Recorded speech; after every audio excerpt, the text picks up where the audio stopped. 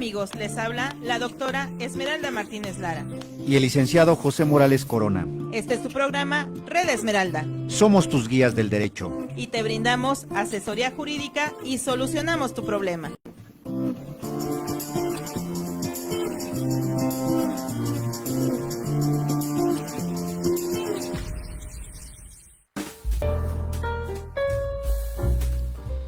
Hola, hola, ¿qué tal? ¿Cómo están, queridos amigos? Para mí es un gusto saludarlos esta tarde y darles la bienvenida al programa Red Esmeralda. Recuerden que somos sus guías del derecho. Les habla la doctora Esmeralda Martínez Lara y me acompaña. Hola, hola, ¿cómo están? Como todos los jueves, el licenciado José Morales Corona. Pues ya saben, un gusto y un placer estar aquí hoy jueves con este día caluroso, nubloso. Todos los climas revueltos. Y bueno, el día de hoy vamos a tener un tema muy interesante y vamos a hablar qué pasa si un niño, niña o adolescente cometen un delito.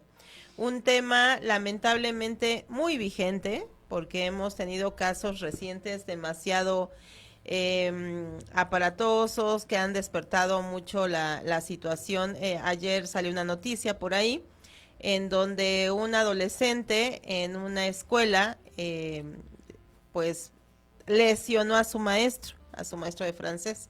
Entonces es lamentable escuchar este tipo de noticias, pero de igual manera como sociedad, como ciudadanos es importante saber qué acontece. Y recuerden, bueno, nosotros somos especialistas dentro del área de justicia penal para adolescentes y bueno, pues me pueden localizar dentro de la página de Facebook, capacitadora doctora Esmeralda Martínez Lara, y en las redes del licenciado José Morales. Así es, estamos en la página de Facebook como Abogados Consultoría Jurídica Morales y también me pueden localizar por llamada telefónica, WhatsApp al 246-295-8957. Con mucho gusto ahí estaremos atendiendo sus peticiones.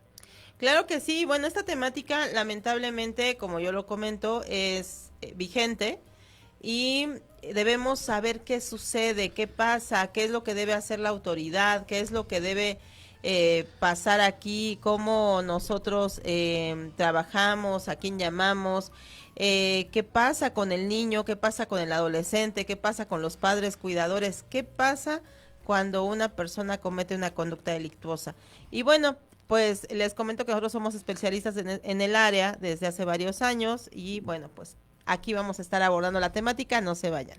Pues como siempre, doctora, para mí es un gusto que usted esté aquí por Radio Escuchas para que de alguna manera nos explique un poquito acerca de lo que son niñas, niños y adolescentes, ya que usted pues es la especialista en la materia, doctora. Pues entramos como tal en materia, doctora.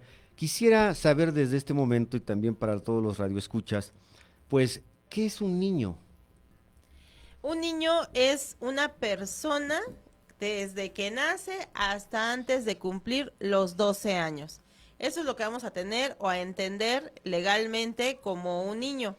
Y en esta etapa, bueno, nos vamos a percatar de varios aspectos que ahorita vamos a platicar. Es correcto, bueno, qué bueno que nos hace esta mención y entonces dígame usted, ¿cuál es la diferencia entre un niño y un adolescente? ¿Cómo yo, persona, hago la diferencia o yo, abogado, cuál es la diferencia entre un niño y un adolescente? ¿Cómo lo identifico?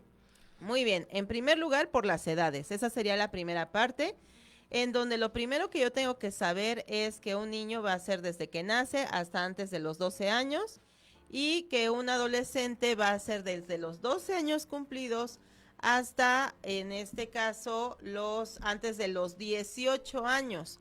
Legalmente, así es como vamos a identificar nosotros a nuestros niños y a nuestros adolescentes. Bueno, sí es importante que nos llegue a cabo esta diferencia porque en cuestiones jurídicas pues siempre mencionamos niño desde antes de los 18 años y todo es niño, ¿no? Pero al final de cuentas no, hay una diferencia como lo muestra aquí la doctora. Efectivamente, niño es desde que nace hasta antes de los 12 años y adolescentes a partir de los 12 años hasta menos de 18, ¿es correcto? Es correcto, es Muy correcto. bien. Ahora, de alguna manera, doctora, díganos usted, ¿qué pasa si un adolescente comete un delito? ¿Qué hacemos?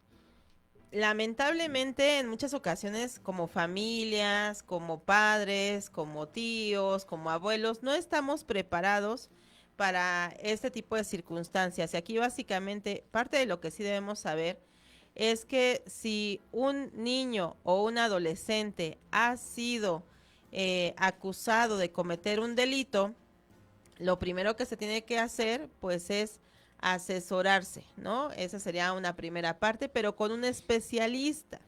Aquí déjenme comentarles que dentro del ámbito del derecho, el único momento en el que se nos pide un documento adicional, es decir, no solamente que seas licenciado en derecho, sino que adicional debes tener una especialización en adolescentes. No cualquier persona puede interactuar en ese sentido. ¿Eso qué quiere decir? Que la familia debe estar asesorado por un especialista en adolescentes. Ok. Aquí en este aspecto, doctora, bueno, como usted lo refiere, efectivamente tenemos que ser especialistas en niñas, niños y adolescentes, pues para poder llevar un procedimiento adecuado.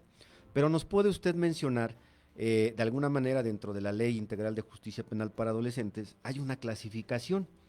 Ese tipo de clasificación nos puede usted mencionar en qué consiste, porque quiero entender que son tres grupos etarios. ¿Nos puede mencionar en qué consiste cada uno de esos grupos? Claro que sí, fíjense que en México tenemos una ley específica para los adolescentes.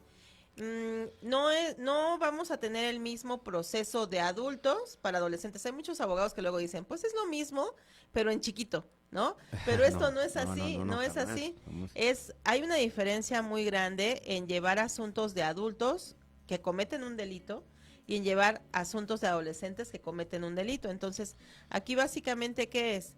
Primero, como bien decía el licenciado José, existe una ley nacional del Sistema Integral de Justicia Penal para Adolescentes, en donde nos hace una diferenciación. ¿En qué?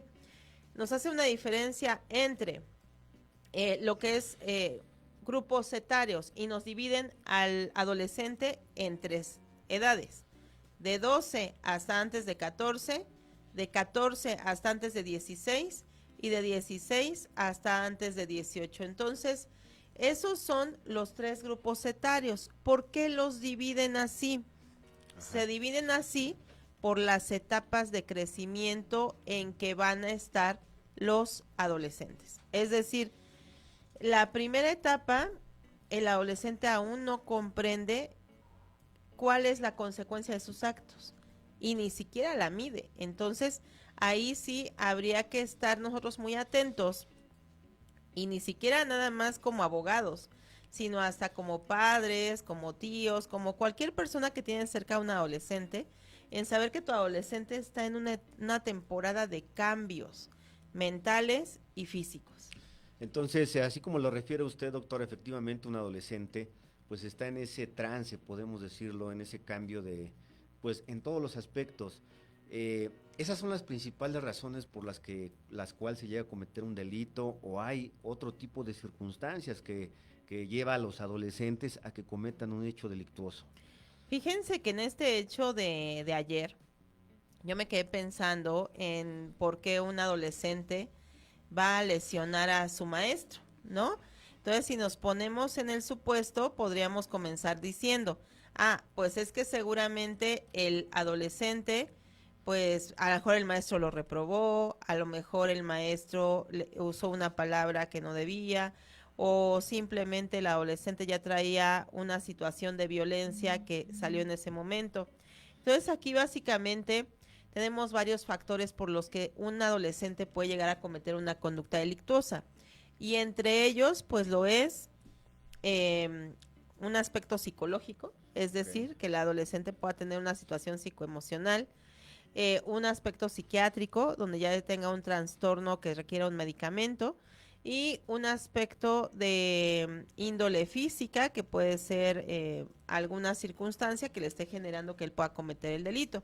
Pero también hay factores externos, todo lo que nos rodea, narcocultura, falta de educación, violencia en la familia, que haya sido víctima de un delito sexual, todo ello, bueno, aparte de que no podemos aquí decir que la pobreza es determinante, porque también la riqueza, o sea, el dar todo a los niños con manos llenas, les puede perjudicar. Entonces, hay bastantes factores, por ejemplo, los videojuegos, que ahorita ya están siendo muchos muy violentos y hasta que los mismos de la delincuencia organizada están por ahí captando a los niños y adolescentes porque hay juegos en línea muy violentos. Ok, pero de alguna manera, bueno, ya nos refirió usted a algunos tipos de factores, pero ¿cuáles son los principales que influyen, cuáles son los principales factores que influyen, en este caso, para que cometa un delito, un adolescente, perdón? Si bien es cierto, usted acaba de referir algo muy cierto de los videojuegos, sí, efectivamente yo me tocó ver a personas de primera mano que incluso ya ni se bañaban, doctora, por estar incluso jugando videojuegos, ya no iban a la escuela, no hacían las actividades de la escuela, pero ¿qué pasaba? Cuando la mamá, el papá les decía, a ver, hijo, apaga eso. A veces tenían problemas, incluso hasta gritarles, incluso ha habido cuestiones que hasta los golpes han llegado por ese tipo de cuestiones. Efectivamente, aquí básicamente un adolescente, por ejemplo, dentro de la conducta del videojuego, pues sí, puede llegarse a tornar hasta agresiva. Se ha determinado que a nivel internacional que ya es un trastorno esta adicción a los videojuegos. Ahora, hay algunas otras circunstancias, por ejemplo, las adicciones, alcoholismo, drogadicción y demás, en donde el adolescente puede llegar a cometer la conducta delictuosa. Una, porque está drogado, porque está alcoholizado, por la problemática que trae en casa, pueden llegar a cometer delitos de robo para, en este caso, allegarse del dinero para conseguir el consumo de las drogas, del alcohol y demás.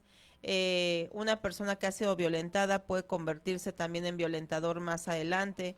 Entonces, lamentablemente, todo aquello que nosotros como padres de familia o en una familia se le coloca al adolescente, él puede replicar las conductas allá afuera y se pueden cometer conductas delictuosas. Exactamente, mire, también yo precisamente yo leyendo esta obra y también hace referencia de unos factores exógenos que tiene que ver más con la sociedad, el barrio, la narcocultura. ¿Todo eso influye en que el adolescente cometa un hecho delictuoso, doctora? ¿O qué nos puede decir al respecto? Sí, efectivamente. Fíjense que estaba escuchando por ahí con todas las noticias que han salido ahorita con la delincuencia organizada. Es lamentable que nuestros adolescentes están siendo captados más fácilmente porque resulta que a través de esa narcocultura, narcocorridos, narcoseries, ahora hasta la moda, ¿no? O sea, de cómo te vistes, de repente dicen, te invito a una fiesta buchona, una fiesta temática, ¿no? Y entonces ya sabes que te tienes que vestir de Buchón, cierta forma, buchón, ajá. sí, exactamente. Entonces, hasta con marcas determinadas. ¿Qué es lo que pasa ahí? Que hay muchos adolescentes que les venden la idea de que ser parte de este tipo de delincuencia, ¿qué les va a traer? Dinero, mujeres, carros, viajes, les va a traer bastante, ¿no? O sea, ellos piensan que con eso ya resolvieron su vida, pero no saben lo que realmente implica todo ello. No, y de alguna manera, pues eso como tal es mentira, ¿no? Al final de Así es. cuentas, los que tienen dinero, pues son los jefes, ¿no? Las personas de abajo. O sea, si son, las personas de abajo son para, pues obviamente, carnada en varios aspectos con otros centros delictuosos. Pero de alguna manera, como usted lo refiere, sí tiene razón en eso.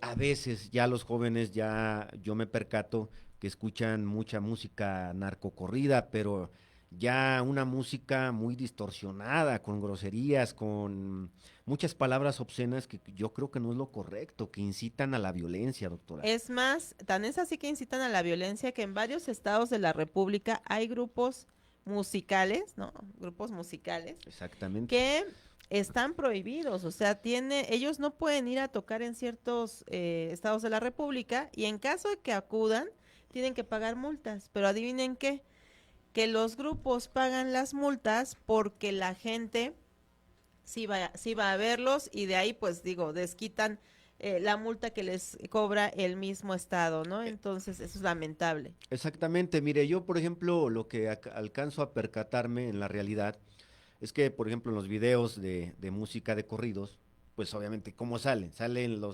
en este caso, autores o actores, perdón, de alguna manera vestidos que con sombrero, camionetas, enjollados, ¿no? Pero realmente todo eso tiene un significado, porque pues, mire, la gente que se dedica a las labores del campo, pues sabe definitivamente que las botas son para que no les piquen las víboras, las Para serpientes, meterte en la ¿no? tierra y que no pase nada. Exactamente. Claro. Ahora, ¿para qué es el sombrero? Pues obviamente es para que amortigue las caídas del caballo o en su caso para protegerse del sol. Pero ya este tipo de jóvenes ya va como que revolucionando, ya lo toma como una moda, como tipo de dinero, ¿no? Yo soy de dinero y vean mi camioneta, la camioneta pues es de carga, ¿no? Es para que estés ahí paseándote, ¿no? No, y algunas son de los papás, las piden prestada o son del primo, pero el detalle aquí es cuando ya las personas están, justo, fíjense, hay una palabra nueva que yo escuché esta semana con todo lo que hemos tenido de noticias de personas que le dicen alucin. Ah, sí, cierto. Las personas alucin. Alucines.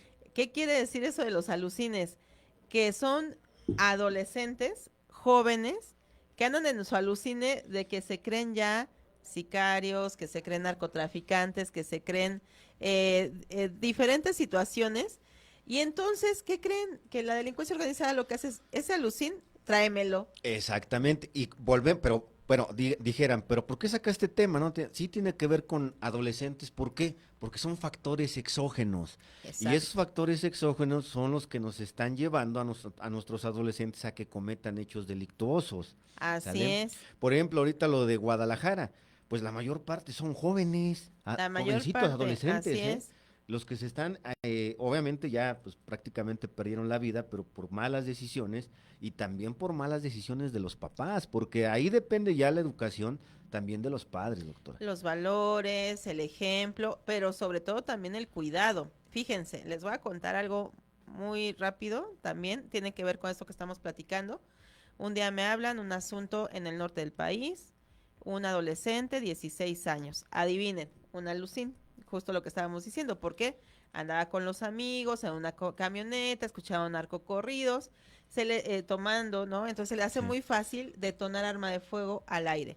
Pues obviamente los vecinos los reportan, llegan las patrullas, se los Claro. llevan a todos. Y pues cuando a mí me hablan nada más para comentarme qué hacían, ¿no? Me habla una persona y lamentablemente aquí uno comienza a comprender el por qué el adolescente comete las conductas delictuosas, porque dicen, bueno, yo lo que le pregunté, ¿el adolescente estudia? No, 16 años. Ok, no estudia. Su mamá en el reclusorio. Su papá vive en otra ciudad, se está trasladando para ver si alcanza a llegar para la audiencia. Y entonces comienzas a ver el contexto del adolescente y dices, ok, ¿quién lo está guiando? Cómo vive, ¿Quién lo ¿no? está Cómo vive, cuidando? exactamente. ¿Quién le está diciendo que eso que él está haciendo no es correcto? Esto lamentablemente, al momento de que nosotros lo ponemos en una balanza y decimos, ¿quién está educando a los adolescentes en este momento? ¿Por qué?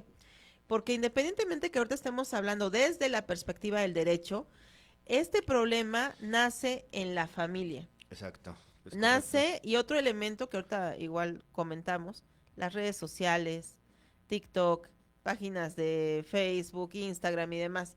¿Qué están viendo y a quién están siguiendo nuestros adolescentes? ¿A qué youtubers? Ha habido páginas de personas que según son raperos, que enseñan a llevarte hacia el crimen y demás, y los adolescentes son seguidores. Exactamente. Fíjese, ahí en eso que usted comenta, a mí en una ocasión me comentaron que había ciertas páginas y me dijeron, métase usted, puede meter, que te enseñan incluso a hacer cosas malas, incluso a matar. En ese tipo de páginas negras, ¿no? No sé, Ajá, la verdad la nunca deep me quise web. meter, la verdad nunca me quise meter, pero sí me incitaron a que, mire, observe, no pasa nada para que aprenda. No, ¿qué pasó? No. No. Pero sí, doctora, tiene razón en esos aspectos. Ahora, ya habíamos referido un poquito de qué pasa cuando el adolescente comete un delito, efectivamente, pero ¿nos puede explicar usted un poquito cómo es el procedimiento? Lo que quiero aquí que nos radioescuchas lo alcancen a entender y a comprender, ¿es igual el procedimiento que para adultos? ¿Tiene alguna variación? ¿Cómo es? ¿Se presenta la denuncia igual ante el Ministerio Público? ¿O cómo es ese procedimiento, doctora? Recuerden que aquí hay dos formas. Una, cuando el adolescente lo detienen en flagrancia, que ahorita imagínense un adolescente robando, llega la policía, lo detiene y ¿a dónde lo va a trasladar? Inmediatamente a una agencia de Ministerio Público. ¿Qué cambia? Cambia que al adolescente lo debe acompañar un familiar, lo debe acompañar mamá, papá o aquella persona que él decida. ¿Por qué? Porque al adolescente se le cuidan las emociones. Okay. Situación que al adulto no, ¿verdad? Al adulto lo detienen y todavía se les cae ahí en el camino, pero y no le cuidan ni el físico, menos le van a cuidar las emociones. Claro. Pero al adolescente sí. Pero supongamos, doctora, bueno, ese es el caso de flagrancia, ¿no? Pero si no es así, ¿cómo sería? Ahí viene el otro supuesto, que es cuando se hace una denuncia ante el agente de Ministerio Público, se le da un seguimiento en el agente de Ministerio Público especializado con tu denuncia y entonces va a llegarle un citatorio al adolescente y va a acudir ante la autoridad a verificar por qué, de qué lo están acusando y para hacer su defensa en este caso. Ahora, doctora, qué bueno que toca acerca lo del Ministerio Público. Sabemos que en el sistema para adultos, pues obviamente desde el primer momento que se pone a disposición con el Ministerio Público tiene 48 horas. Pero yo me estaba percatando en tratados internacionales, incluso que el menor tiene un menor de horas que puede estar con el Ministerio Público. Es ¿Nos correcto. puede explicar más o menos si efectivamente el adolescente puede estar en este caso 48 horas, es menos, es más? ¿Cómo es, doctora? A partir de que a un adolescente lo detienen en flagrancia, la Ley Nacional de Adolescentes nos marca 36 horas para que se resuelva su situación jurídica. Y nos dice, si se acredita por parte del Ministerio Público, pudiese usar las 48 horas, pero a nivel internacional viene una observación general que nos dice que el adolescente debe colocarse rápidamente a disposición de un juzgador en 24 horas. Entonces, si lo tomamos por el mejor derecho y lo que más beneficia al adolescente, son 24 horas en las que debe hacer su trabajo el Ministerio Público especializado. Entonces, como quien dice, no se tienen que agotar esas 36 horas, o sea, No. es muy diferente, porque en adultos son 48, ya lo comentó usted, que la convención establece que son 24 horas. Ajá, Pero, ¿qué pasa, doctora? ¿Qué pasa efectivamente? Yo, como abogado, supongamos que detienen a mi adolescente por robo, ¿sale? No robo agravado ni lesiones, robo. ¿Yo cómo le puedo exigir al Ministerio Público que integre la carpeta al menos de las 24 horas? En ¿Qué sí, hago? fíjense, esa es una pregunta muy interesante porque aquí solamente, ahorita vamos a hablar de los delitos que ameritan internamiento y demás, pero en un delito de robo sin violencia, en donde llegó el adolescente ante el Ministerio Público, el Ministerio Público no debe retener al adolescente por más tiempo del necesario. ¿Por qué? Porque aquí básicamente de lo que se trata es de que en ese momento el Ministerio Público informe qué es lo que va a resolver con el adolescente. Va a seguir, en este caso, con el proceso, va a trasladar al adolescente ante un juez de control o hasta ahí termina toda la situación. Ahora, si estamos hablando de un robo, el robo no amerita un internamiento. ¿Eso qué quiere decir? Que el Ministerio Público tiene que dejarlo en libertad inmediatamente. Entonces, prácticamente, doctora, si se llegan las 24 horas, yo hago mención a la, ¿qué comentó? A la Observación general número 24. Número 23, yo hago mención, pero puedo promover el amparo, ¿no? Haciendo mención de que de alguna manera ya es privación ilegal de la libertad desde ese momento, porque están violando lo que es un tratado internacional y quiero pensar que aquí opera lo que es el principio pro persona, es decir, la ley que mejor beneficia en este caso al justiciable, ¿no, doctora? Quiero pensar. Efectivamente, el adolescente entonces tendrá la oportunidad a través de su defensa especializada de poder hacer valer esto. Ahora, qué bueno que refiere eso, doctora. Ahora, ¿por qué? Qué bueno que toca el tema de especialización, porque tanto el Ministerio Público como el juez, como todas las autoridades que intervienen, tienen que ser especializadas. No tienen que ser las mismas que juzgan a los adultos. O sea, tienen que ser forzosamente especializadas en adolescentes. Ahora, o bajo esa tesitura, doctora, pues yo creo que de alguna manera usted cree desde su punto de vista y su experiencia, cree que tengamos deficiencia en nuestros policías municipales, estatales, Guardia Nacional para el tema de adolescentes, ¿sí o no, doctora? Sí. Nosotros tenemos en México una obligación de capacitar a todos los policías, a todo el personal de Marina, Guardia Nacional, Ejército en temas de adolescentes, niños y niñas. ¿Y qué creen? Que no se hizo como se debiera y se está haciendo apenas y se está haciendo como al vapor, ¿no? Y eso no está capacitando a todos, están capacitando solo a una parte de todo el personal. Entonces, eso sí es lamentable porque el primero que va a estar en un contacto en estos asuntos, ¿quién va a ser?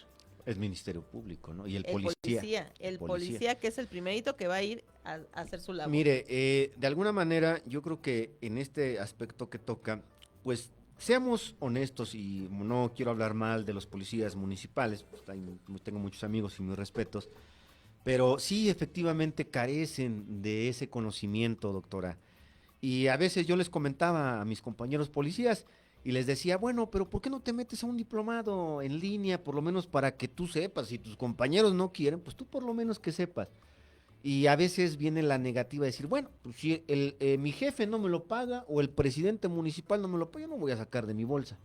Y entonces ahí como que tenemos ya pues un problema ya personal también y también se puede decir hasta profesional, porque nada quieren invertir y recuerden que todo es una inversión. Ahora, con esto vamos a lo siguiente, doctora. Hubo un problema, fíjese usted, en una secundaria. Un adolescente llevó una pistola pero de balines, un arma. Y entonces, pues ya sabe, los compañeritos allá, trae el arma, ya se habló ahí un problema, llegaron los policías como si fueran a detener a un narcotraficante. Con uso de violencia. No, entran a la pobre secundaria, entran, pero pues como usted lo refiere, tienen que tener ese tacto, esa especialización, no pueden llegar y pues intimidar al adolescente, sí, ¿no? Correcto. Incluso, pues hablar tranquilamente, un solo policía, el comandante, no sé, y pues total, pero para acabarla, doctora, fíjese, había una policía, que no quiero ser discriminatorio, pero era criminóloga, y ella decía que efectivamente lo trasladaran, en este caso con el Ministerio Público para Adultos. Yo la verdad lo que les dije a mis clientes, si quieren trasladarlo, que lo trasladen, de todas maneras lo van a dejar en libertad, porque tiene que ser con un Ministerio Público especializado. Y entonces la policía ahí se creía como la juez, casi, ¿no? Lo sentencio a tanto. No, pero ¿qué cree, doctora? Pues yo más o menos me marcaron mis clientes, yo los asesoré más o menos por el conocimiento que tengo. ¿Y qué pasa? El adolescente me comentaron que se lo llevaron todavía esposado, pero en la batea de la patrulla. Hágame el favor. ¿Sabe qué pasó? Al final de cuentas lo dejaron. Llegó a la presidencia y le dijeron, ¿sabe qué? Mejor aquí, no sé si le dieron dinero, no sé qué pasó, pero lo dejaron. Es eso que pasa, doctora. Y al final de cuentas, esta circunstancia, pues, afecta al adolescente, pero también al sistema. Imagínense que tengamos ese tipo de policías, a lo mejor pasó en un municipio pequeño, pero en ayuntamientos o municipios más grandes, ¿cómo quedamos? No, aquí el detalle es, imagínense lo que sufrió el adolescente. Pues, claro. Todo lo que lo hicieron pasar. Y los policías hicieron todo lo prohibido en la legislación. Todo. No respetaron ninguno de sus derechos. Hicieron algo que de lo que está prohibido para los policías, pues es el esposar, ¿no? Claro. Otro de lo que está prohibido es el que lo traigan en la batea, exhibiéndolo. Imagínese un adolescente en ese Aquí aspecto. hay una prohibición de exhibir a los adolescentes. No pueden exhibirlos, no pueden tomar videos, no pueden tomar fotos, no pueden hacer absolutamente nada. Ayer con el caso que vimos de esta escuela donde el alumno agredió al docente, lamentablemente lo que se hizo por algunas páginas de Facebook es que comenzaron inmediatamente a bombardear con el rostro del adolescente. Sí, Eso está totalmente prohibido. ¿Por qué? Porque se comienza a estigmatizar, ni siquiera sabemos exactamente qué fue lo que aconteció, si ese adolescente realmente fue el que dañó al docente, porque no nos consta, nadie estuvo ahí. Entonces, Esto pues ya está perjudicando a este adolescente y lamentablemente va contra los derechos de la intimidad, de hasta la integridad del mismo, ¿no? Y también por los tratados internacionales de la Convención de los Derechos de la Niña, Niños y Adolescentes. Ahora, doctora, bueno, pues esto pasó en ese asunto que le digo, al final de cuentas, la policía que era criminóloga, digo, pues yo tengo amigos criminólogos muy buenos, pero pues hay que hacer bien su trabajo que nos corresponde. Imagínense, luego hay criminólogos que andan litigando asuntos familiares, civiles. Pues, ¿qué pasó? No, Yo creo aquí que el detalle es hay que entrarnos al estudio, ¿no? fíjense que no es malo tener una profesión, sino que hay que hacer, en el trabajo que estás hay que desempeñarlo bien, hay que prepararte de forma correcta y adecuada y sobre todo aquí lo primero que tienen que conocer los policías son los derechos de los adolescentes. Me ha tocado capacitar a diferentes municipios en varios estados de la República. Sí. Y fíjense que los policías me dicen, yo cuando les pregunto, bueno, cuando ustedes van y detienen a un adolescente, ¿qué derechos les explican? Y me dicen, pues lo de los adultos, son lo mismo. Y le digo, sí, son los derechos que tiene un adulto, los tiene el adolescente, pero el adolescente tiene aún más. Si usted no conoce esos derechos y no se los dijo al adolescente, entonces usted está en un error. Y está entonces ahí ya menoscabando y violentando los derechos de ese adolescente, porque no le está explicando los derechos que éste tiene. Además de que debemos desarrollar una habilidad que se llama dirigirnos al adolescente en un lenguaje claro, sencillo y comprensible. Imagínense la complejidad aquí, porque todo lo que decimos entre abogados siempre son muchos tecnicismos, la gente no nos entiende, ¿verdad? Es lo que comentábamos. Y aquí al contrario, o sea, primero te aprendes todos los tecnicismos y luego, ¿qué creen? Que hay que bajarse en el nivel para colocarlo en palabras, así que explicado con manzanitas, para que un adolescente te entienda. ¿Por qué? Porque dijimos hace un rato que los adolescentes son desde los 12 años. ¿Eso qué quiere decir? Que te vas a encontrar adolescentes a los que les tienes que explicar las cosas de entre 12 y 13 años. A esa edad, ¿nosotros qué sabíamos de derecho? Pues Nada. nada, ¿no? Y muchas de las cuestiones no las comprendemos todavía a fondo. A lo mejor podemos darte una respuesta, decirte sí, pero al rato ya me digo no. Entonces, todavía como que el razonamiento todavía no está, es apto para saber las situaciones. Y eso agréguele a otra cuestión que tengan por ahí neurológica, cerebral, no, pues es muy complicado. Exactamente, entonces imagínense que nosotros como adultos hay cosas que todavía no entendemos, ¿no? No terminamos de madurar y les exigimos a los adolescentes que nos entiendan situaciones que nosotros aún no comprendemos. Entonces por ahí va toda esta situación en la cual hay que llevar al adolescente en ese lenguaje claro, sencillo y comprensible, pero no solamente es obligación del policía. También la misma habilidad para explicarle al adolescente es del defensor, del Ministerio Público, del juez. Todos tenemos esa obligación. Exactamente, mire, volvemos tan solo al policía también y hago un comentario. Efectivamente, yo creo que los más castigados son los pobres policías, ¿sale? Porque, como lo refieren, siempre capacitan al juez, siempre capacitan al magistrado, siempre capacitan al secretario, pero al pobre policía lo dejan así. ¿Y qué pasa? Sí hay recurso en los ayuntamientos. Que sí. Tan solo yo lo he visto en las fiestas patronales, no me quiero meter ahí, pero en cada municipio grupos muy enormes, caros, muy caros. Pues ¿por qué no recortar ese presupuesto y decir, a ver, tengo mis 20 policías, váyanse a una universidad a tomar este diplomado? Pero ¿qué pasa? No lo hacemos, doctora.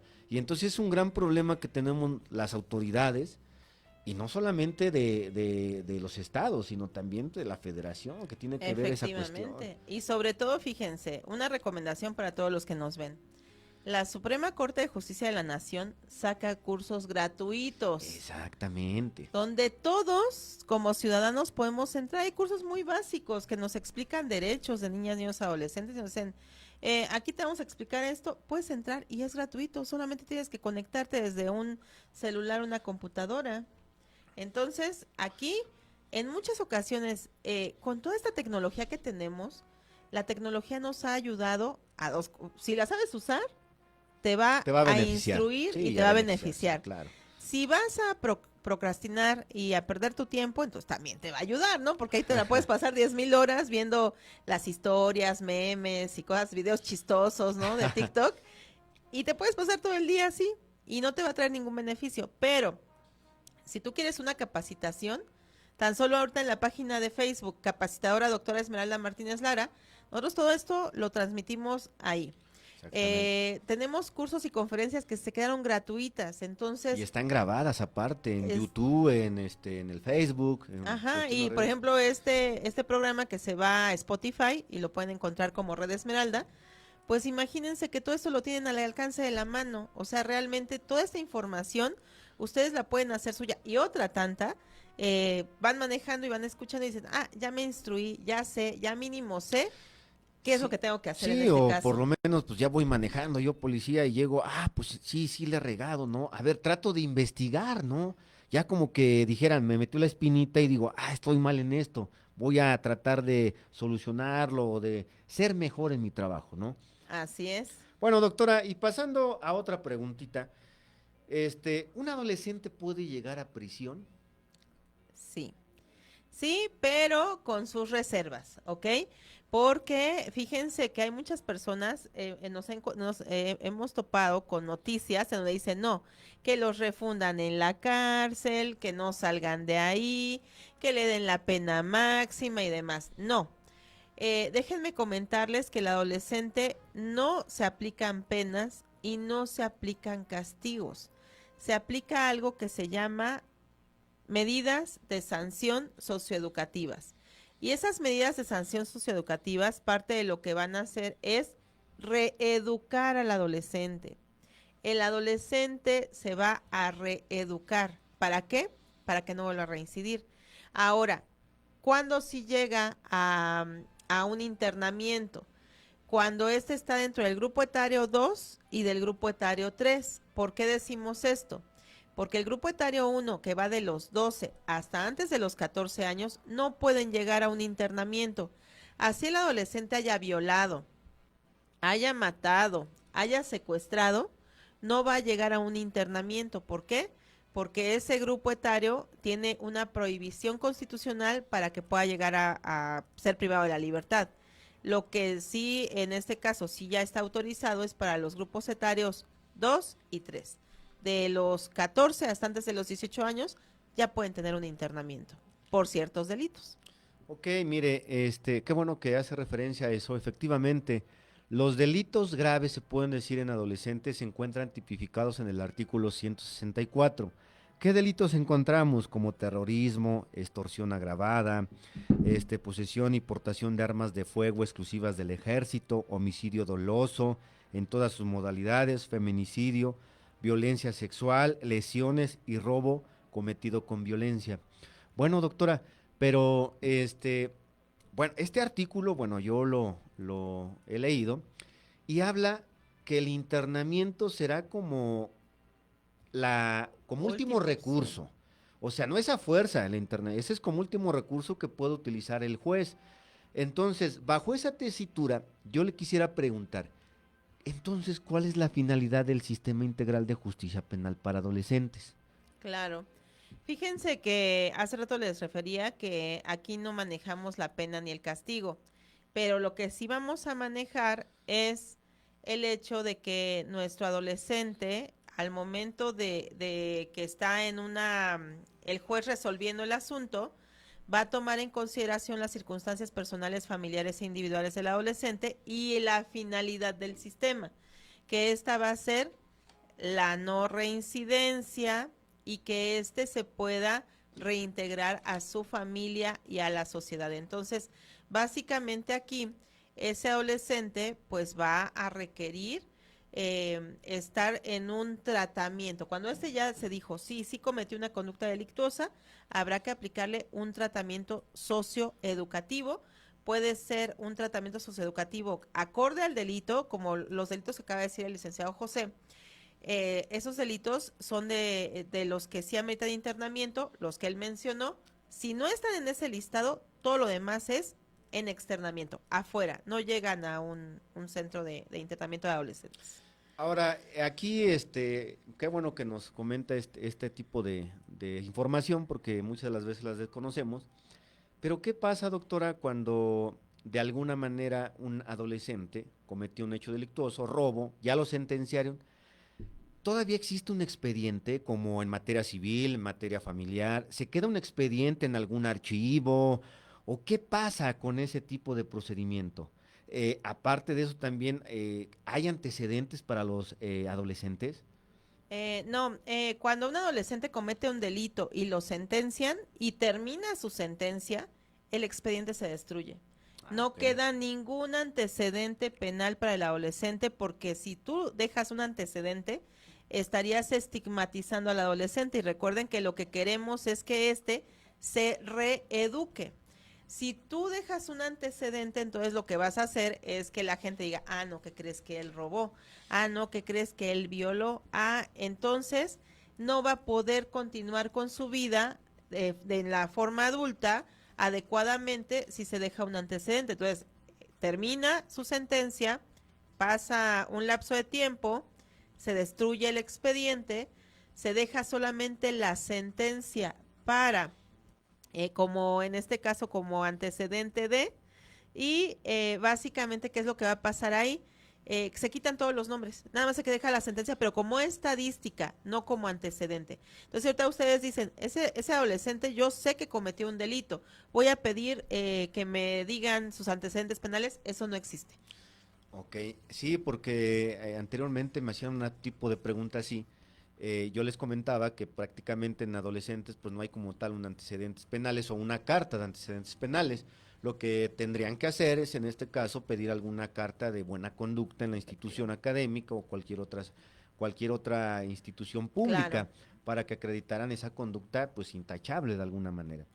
Pero bueno, bajo otra circunstancia, doctora, ¿qué pasa si de alguna manera yo como abogado digo, llevo todo el procedimiento, pero al final de cuentas no hay una reparación del daño por parte del adolescente? ¿Quién me paga entonces esa reparación del daño? ¿El papá, la mamá, el Estado? ¿Quién? Porque, como usted lo refiere, hay medidas de internamiento, grupo etario número 2, que son 3 años. Grupo etario número 3 son 5 años. Ajá, ya lo sentenciaron, pero pues mi víctima se quedó así. Mi dinero, ¿no? ¿Qué, Mi qué pasa ahí? reparación. ¿Qué pasa ahí, doctora? Sí, lamentablemente, como bien lo estamos comentando, la Ley Nacional del Sistema Integral más la Convención sobre los Derechos del Niño más la Ley General de Derechos de Niñas, Niños, Adolescentes, hay demasiada información. En verdad que yo los invito a que entren a la página de Facebook Capacitadora Doctora Esmeralda Martínez Lara.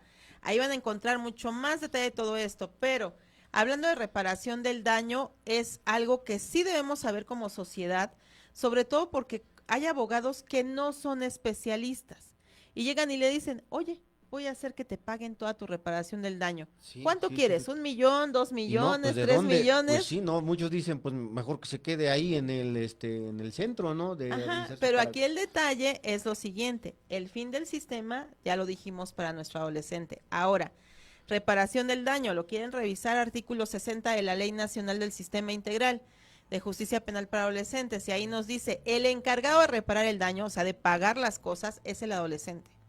El adolescente de 12, 13, 14, 15 años, ¿cuánto puede tener un adolescente para pagarte? Y eso, Pues no. si es que lo tuviera, ahora nos dice, si tiene bienes, adelante. Si no, si él trabajara, ¿no? ¿Cuánto le pueden pagar a un adolescente? No, pues no, no. Y la otra, si tienes suerte, pues ahí podría entrar de buena fe los padres a pagar. Pero si nadie paga, ahí hay una consideración dentro de ese artículo 60 en este caso a un fondo que hay de víctimas en cada estado de la República. Y entonces tú comienzas un proceso como víctima, acreditando que el adolescente ya no te pagó, para que el Estado sea quien te cubra tu reparación del daño. Pero no hay tantos abogados que se dediquen a esto, no hay tantas personas, hay muchas personas, muchas víctimas que tiran la toalla, o sea, textual, que dicen, ¿sabes qué? Ya me desgasté aquí, voy a seguirle invirtiendo mi tiempo, dinero y esfuerzo y a ver si me pagan. Entonces muchas personas se desesperan. Y la otra, radioescuchas, fíjense que sí se necesitan tener siempre abogados especializados. Hemos insistido casi en todos nuestros programas en ello. Claro, sí. ¿Por qué? Porque se requieren conocimientos específicos, se requiere una especialización. Aquí nosotros en el programa, el licenciado José y yo, contamos con ese conocimiento específico porque nos hemos preparado ya hace un tiempo. Claro. Esta obra que aquí está exhibida, que es el Sistema Integral de Justicia Penal para Adolescentes y Delincuencia Juvenil, es de mi autoría y es una información que se les da para que ustedes puedan y tengan a la mano todo ello. ¿Por qué? Hemos tocado en el programa varios aspectos. ¿Por qué el adolescente comete la conducta? ¿Qué pasa cuando lo detienen? ¿Cómo vamos a darle el seguimiento? Pero es importante que tengan a la mano a las personas correctas e idóneas para que los estén asesorando de forma correcta. Es correcto, siempre hay que contar en este caso con el conocimiento adecuado, pues para poder hacer una defensa adecuada o asesorar de forma adecuada. Porque si bien es cierto, muchos abogados dicen, es que el Sistema Integral de Justicia para Adolescentes es igualito que el de adultos. No. Y no, sí tiene ahí sus tecnicismos, sus técnicas y la forma de su procedimiento. No, además, tan solo, por ejemplo, doctora, usted, en una audiencia inicial, supongamos, de justicia para adolescentes, ¿cuántas personas intervienen? Pues para empezar, fíjense, una audiencia inicial es igual que la de adultos, pero aguas, ojo, ahí viene que se tiene que acompañar el adolescente por una persona de su confianza. Viene que debe estar presente un psicólogo. Exacto. ¿Por qué? Porque imagínense, uno se pone nervioso a entrar a una sala, en una audiencia, imagínense un adolescente, debe estar un médico. Entonces, si no tenemos como mínimo esta referencia, este contexto, entonces ahí tendremos una situación compleja, porque entonces no van a poder comenzar esa audiencia hasta que no lleguen los idóneos para que podamos proteger todo ello. Además que por lo regular nos mandan un representante del DIF o de la Procuraduría de Defensa de Niñas, Niños y Adolescentes, y ello es muy específico. O sea, a pesar de que vas a tener una audiencia que puede parecerse a la de adultos, no es igual. Principios, derechos son diferentes. Es más, hasta el cuidado. ¿Saben qué es lo primero que te pregunta un juez cuando entras a una audiencia con ellos? Con un adolescente. Ya desayunó, ya tomó ¿te agua. sientes bien? Exacto, o sea, esto en adultos ni pensarlo. No, nada, o sea, ya te estás muriendo ahí ya. me tocó una vez un adulto que trasladaron de Chetumal, de Quintana Roo, a Lerma, con un frío exhaustivo, y él venía en short y playera. Y no le dieron el abrigo, no le dieron suéter, no le dieron Estaba nada. en Quintana Pero, Roo, doctora, pero pues. en adolescentes, eso sí se cuida, ¿no? Eso Claro. sí va a estar cuidado. Entonces, ¿quieren saber más del tema? Adquieran el libro. ¿Quieren saber más del tema? Vayan a la página capacitadora doctora Esmeralda Martínez Lara o a las páginas. Consultoría Abogada Jurídica Morales, ahí estamos a sus órdenes.